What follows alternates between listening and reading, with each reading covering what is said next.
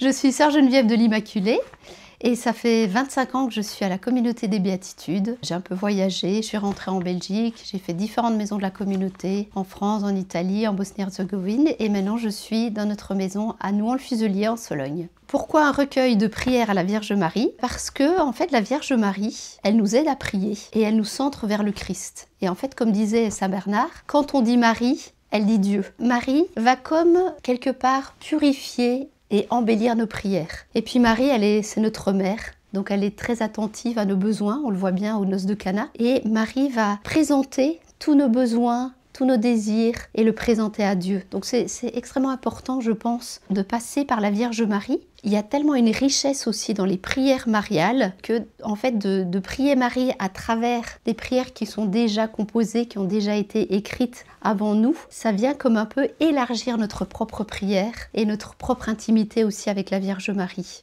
Puis en plus de ça, on est bientôt, enfin c'est pas tout de suite, mais le mois de Marie, qui est le mois de mai, prier Marie pour arriver à Jésus. Moi, si je devais donner une image, Marie aussi, quand on la prie, elle va nous montrer ce qu'il y a de plus beau en chacun de nous.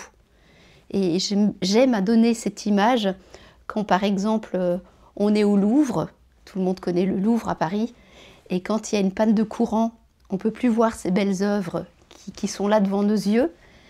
Et puis après, quand le courant revient, on voit toutes ces belles œuvres. Et c'est un peu ce que fait finalement la Vierge Marie. Elle va mettre le focus, elle va nous révéler ce qu'il y a de plus beau en chacun et chacune de nous aider à vivre finalement des grâces de notre baptême. C'est pour ça que prier Marie nous conduit à Jésus. Et d'ailleurs, Maximilien Kolb, il a cette phrase très belle, je trouve, c'est que quand on prie Marie, du coup, on honore Marie, et honorer Marie, c'est honorer Dieu.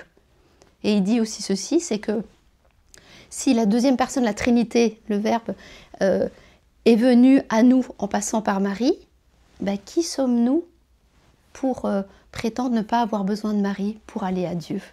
Voilà. Et en fait, c'est tout ça. Prier Marie va élargir notre cœur pour nous centrer davantage sur Dieu.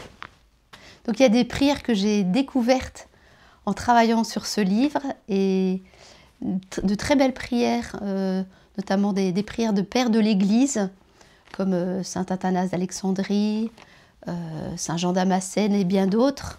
Des prières aussi des saints du Moyen-Âge, comme sainte Catherine de Sienne, saint François d'Assise ou d'autres, saint Thomas d'Aquin, et puis des saints plus contemporains, et puis des prières de papes, certaines je connaissais, d'autres non. Et j'ai vu toute la richesse, toute la beauté de la tradition, donc ça m'a vraiment beaucoup touchée et émerveillée.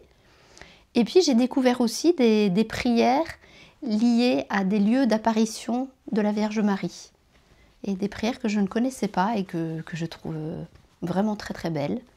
Voilà, et puis ce qui est bien dans ces prières, c'est que certaines sont adressées à la Vierge Marie en la tutoyant, d'autres en la vouvoyant.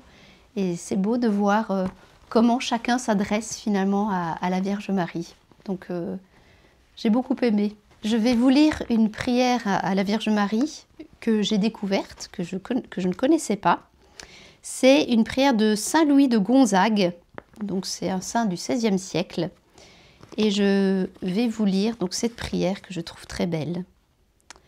Vierge sainte, mon guide et ma souveraine, je viens me jeter dans le sein de votre miséricorde et mettre, dès ce moment et pour toujours, mon âme et mon corps sous votre sauvegarde et sous votre protection spéciale. Je vous confie et je remets entre vos mains toutes mes espérances et mes consolations, toutes mes peines et mes misères, ainsi que le cours et la fin de ma vie, afin que par votre intercession et par vos mérites, toutes mes œuvres soient faites selon votre volonté et en vue de plaire à votre divin Fils. Ainsi soit-il.